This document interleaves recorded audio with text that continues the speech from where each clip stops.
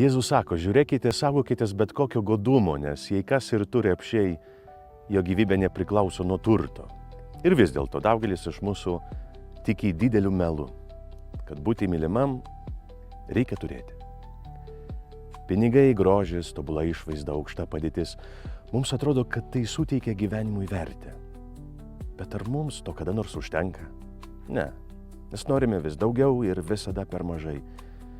Matot, yra žmonių, kurie visą gyvenimą leidžia pinigus, laiką, jėgas, kad atrodytų gražesni, stipresni, svarbesni.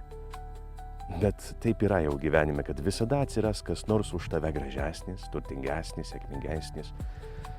O širdyje tada gimsta pavydas, piktis, liūdesys. Ir galų gale jautiesi netikęs, nevykęs, negražus viduje.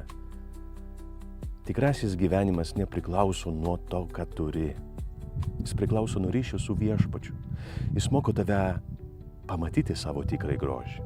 Jis padeda priimti trūkumus ir klaidas, jis dovanoja vidinę laisvę ir parodo, kad ne daiktai tave praturtina, bet tikėjimas, meilė, gailestingumo darbai, draugystės.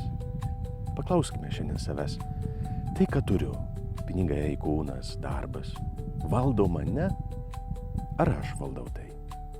Geros ir palaimintos dienos jums visiems. Su Dievu.